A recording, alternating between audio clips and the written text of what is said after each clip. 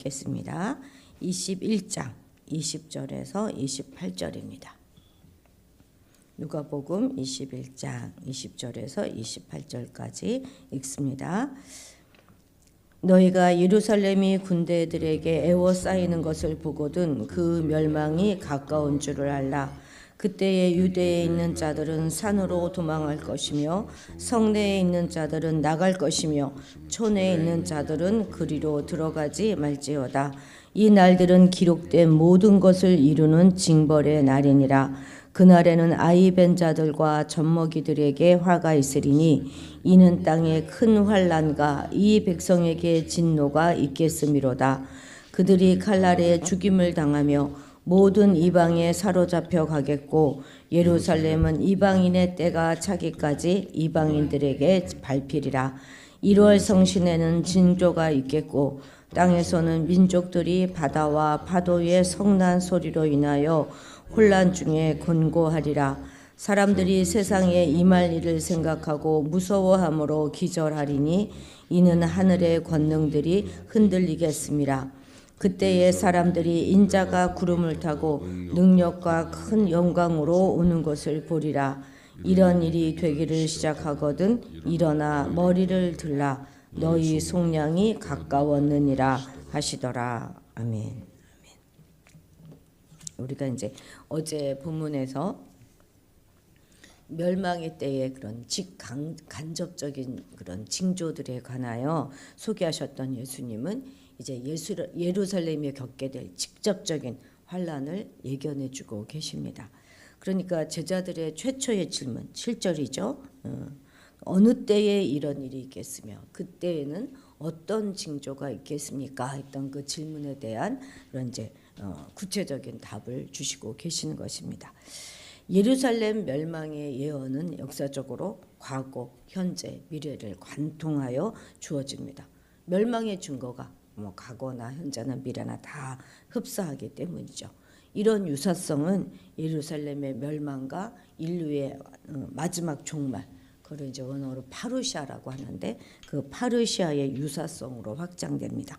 예루살렘의 멸망은 가까운 미래이지만 인류의 마지막 멸망은 좀 먼 상대적으로 먼 미래이지 않습니까? 이렇게 현재와 먼 미래를 같이 한꺼번에 예언하는 걸 이중 예언이라고 하잖아요. 근데 이제 예수님은 이 둘을 바로 연결해서 그 확실성을 더 강조하고 계십니다. 자, 20절 같이 읽겠습니다. 너희가 예루살렘이 군대들에게 애워싸이는 것을 보거든 그 멸망이 가까운 줄을 알라. 아멘. 유대인들은 군대가 예루살렘에 이렇게 이제 공격하는 그런 비극적인 장면을 보게 될 것입니다. 이것은 아주 먼 미래에 관한 이야기는 아니죠. 그리고 이러한 주님의 예언은 그말 그래도 그로부터 40년 후에 로마의 장군 티투스에 의해서 예루살렘과 성전이 완전히 파괴되므로 그야말로 한치도 어김없이 다 이루어지게 됩니다. 과도하고 이 폐륜적인 종교 지도자들의 그런 착취에 민심은 완전히 이제 열심당으로 기울어지게 돼요. 그래서 마침내 이 열심당들이 내란을 일으켜 가지고 대제사장들을 다 죽여요. 다 죽이고 성전을 점령하고 그런 민중들의 채무 문서를 다 불태웠습니다. 민중들이 얼마나 좋아했겠어요. 그런데 이제 이 종교 지도자들의 억압도 억압이지만 로마가 강요하는 그런 압박과 폭력, 그러니까 황제 숭배하라고 하고 막 폭력적으로 행하고 이런 것들에 대해서도 민중들이 아주 거대한 저항을 일으키게 되어서 마침내 로마인들과 아주 갈등이 아주 심각해지게 됩니다. 내부로부터 시작한 그런 저항의 불길이 이제 외부로 확산된 것이죠. 그래서 마침내 AD 66년에는 로마인들이 예루살렘에서 전부 퇴각할 정도로 유대인들의 저항이 아주 거세집니다.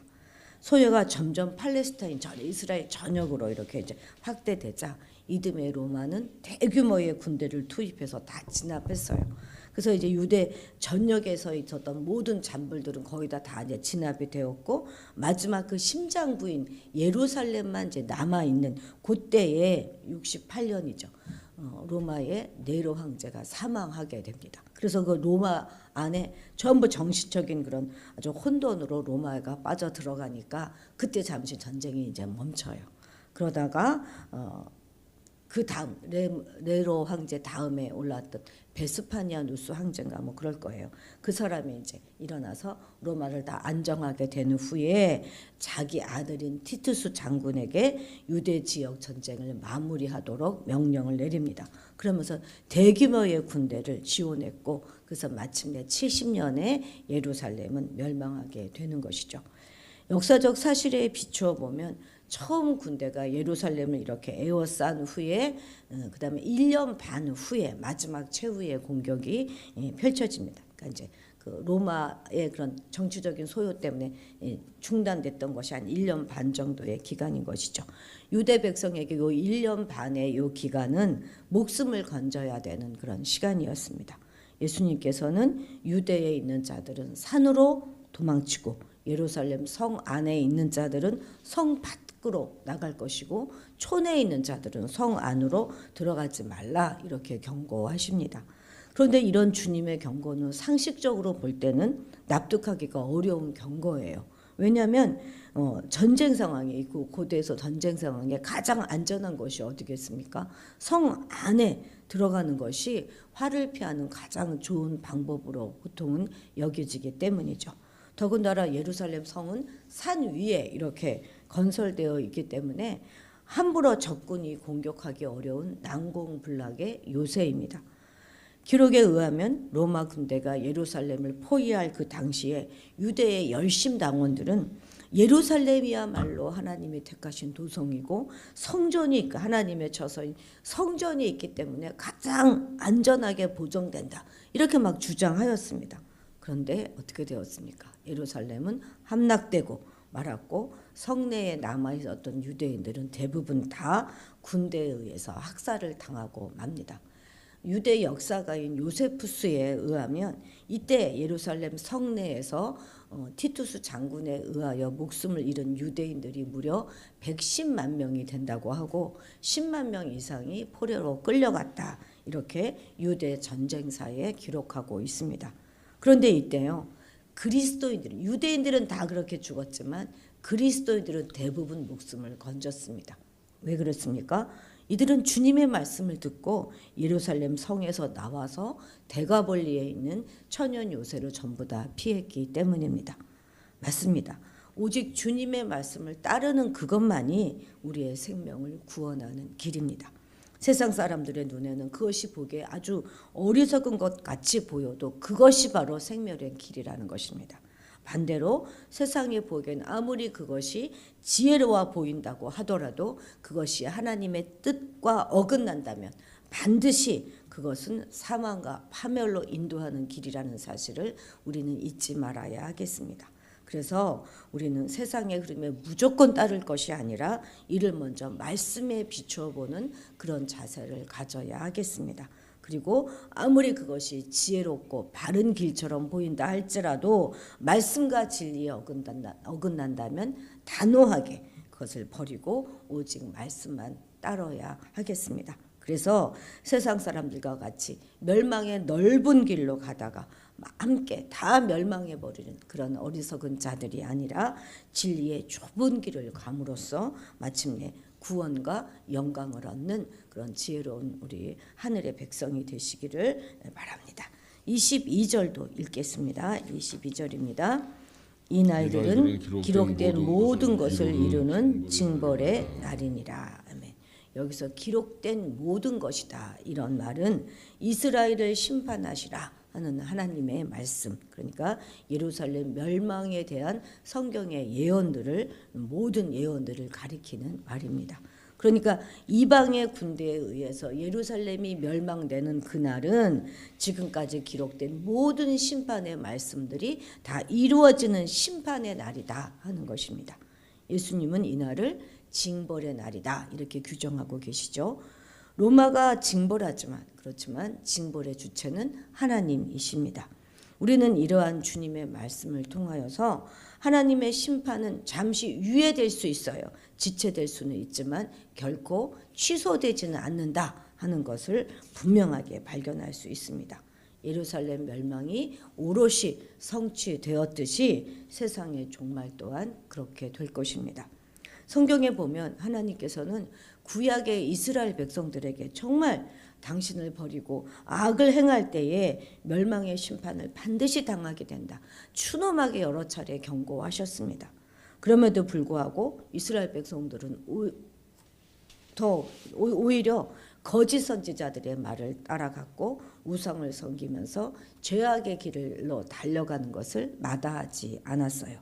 이에 대해서 하나님께서는 오랫동안 참으시면서 선지자들을 여러서 계속 거듭 보내서 거듭 경고하시고, 그리고 심판을 연기하고 또 연기하셨지만 마침내 때가 되자 심판의 칼을 빼들으셨습니다.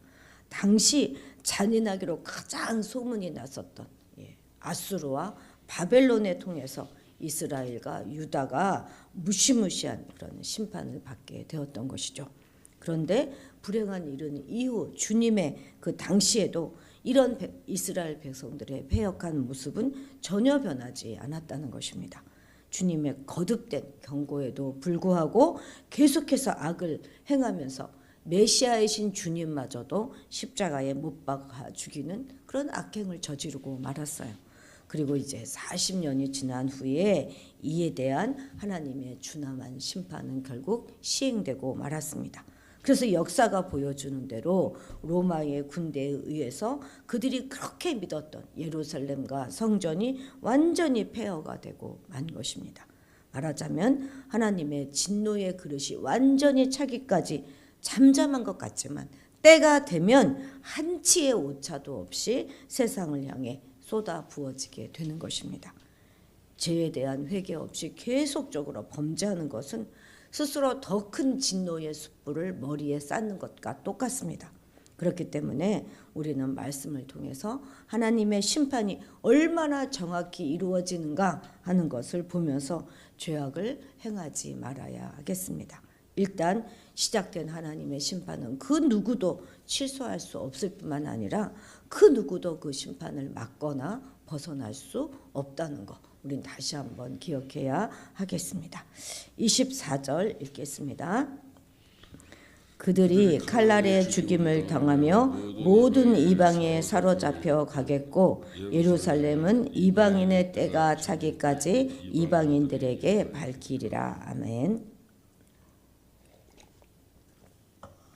여기서 그 이방인의 때라고 한 것이 무엇을 의미하는가 하는 것은 학자들 간의 의견이 굉장히 분분합니다만, 대체적으로는 이방인들에게 복음이 전파되는 그 시기로 보는 것이 일반적인 견해입니다. 그러니까 예루살렘이 멸망했을 그때부터 그리스도의 재림 직전까지 이 기간을 말하는 것이죠. 그렇기 때문에 예루살렘의 회복은 세상의 종말에 임박한 징조가 될 수 있을 것입니다. 예루살렘은 아직 완전히 회복되지 않았지 않습니까? 이스라엘은 옛 이스라엘 땅 전부는 아니라고 하더라도 그래도 회복된 것이 사실입니다. 그러나 예루살렘은 아직 여전히 회복되고 있지 않아요. 예루살렘의 그 일부는 이방인들이 지금 차지하고 있습니다. 그래서 예루살렘도 이렇게 성지순례 가면은 어느 구역들은 볼 수가 없잖아요. 특별히 그 예루살렘 성전터 위에 세워진 황금돔 사원이 있어요. 그 이렇게 둥근 그 사원은 이슬람교들이 차지하고 있어서 그 안으로 우리가 들어가 볼 수가 없죠. 그 앞에 이렇게 막 총등 군인들이 서 있고 막 가방 수색까지 다 해야지만 우리가 들어가서 우리가 볼 수 있거든요. 그것이 바로 예루살렘이 완전히 회복되지 못했다 하는 사실을 보여주는 그런 상징이 되고 있습니다. 그러나 언젠가 예루살렘은 반드시 회복될 것입니다. 그리고 그때에 이스라엘 사람들은 회개하고 주를 믿게 될 것입니다. 그리고 이것은 세상의 종말에 임박한 때를 알리는 역사적인 징조가 될 수 있을 것입니다. 만일 우리 때에 예루살렘이 완전히 회복된다면 그야말로 주님의 재림이 가깝구나 하는 것을 우리가 알아야 하는 것이죠.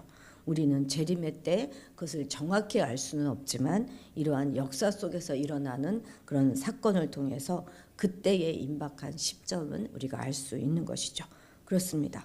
하나님의 도성으로서의 영광은 이방인의 때가 차기까지는 짓밟힐 것입니다. 예고 없는 심판이나 또 이유 없는 심판도 없습니다. 대한민국의 이 험난한 역사 속에서 교회는 지금 어떤 위치를 차지하고 있습니까? 그 역사와 무관한 존재로 우리는 살아가고 있는 것은 아닙니까? 말씀과 공동체 그리고 상황을 통해서 들려주시는 주님의 음성을 잘 분별하고 경결을 외면하지도 않고 또 회개도 미루지 않고 우리는 살아가야 하겠습니다.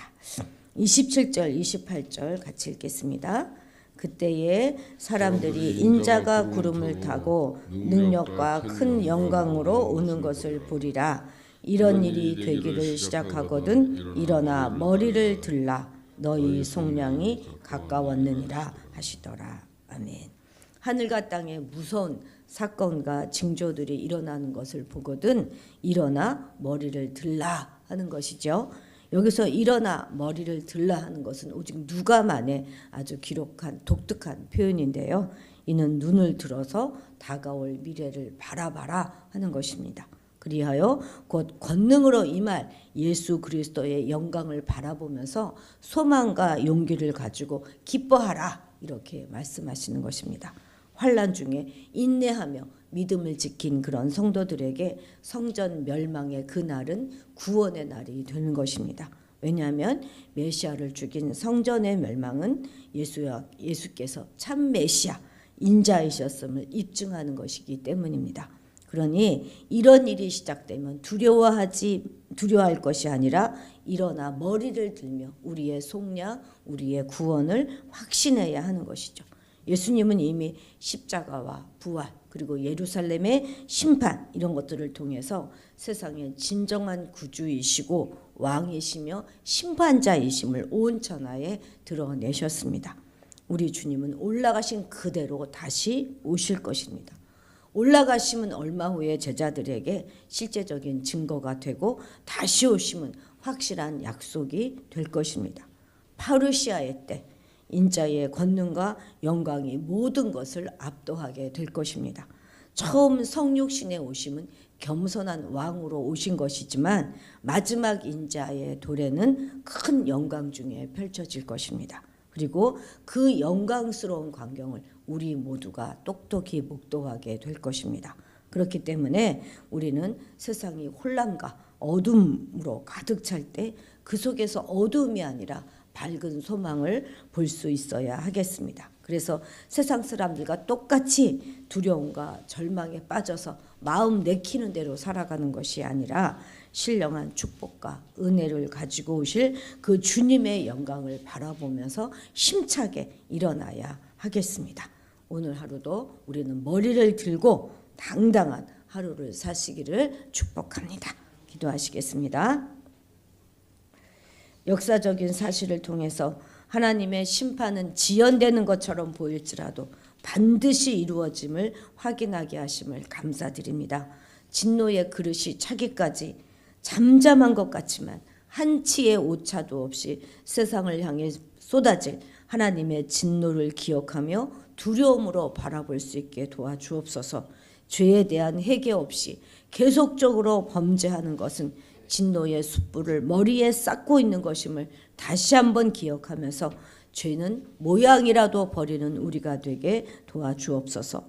우리에게 분별력을 허락하여 주셔서 그때와 시는 우리가 알 수 없으나 우리 주변에서 일어나는 사건들을 통하여 알려주시는 주님의 메시지를 잘 분별하고 그 임박한 시점을 분별하고 준비하는 우리가 되게 하옵소서. 올라가신 그대로 다시 오실 그 약속을 붙잡고 영광스러운 광경을 목도하게 될 그날을 기억하면서 우리의 구원을 확신하며 오늘도 머리를 들고 기죽지 않고 당당하게 하루하루를 살아가게 도와주옵소서. 감사드리며 예수님의 이름으로 기도드렸습니다. 아멘. 아멘. 일주일 동안도 참 수고 많으셨습니다.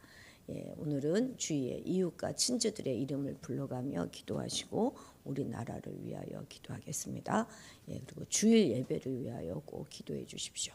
찬양 인도자, 대표 기도자, 설교자, 그리고 차량의 안전 운전을 위해서 꼭 기도해 주시고 아동부 어린아이들을 위해서도 기도해 주시기 바랍니다. 우리 다 같이 주님의 이름을 크게 부르고 기도의 자리로 나아가도록 하겠습니다. 주여!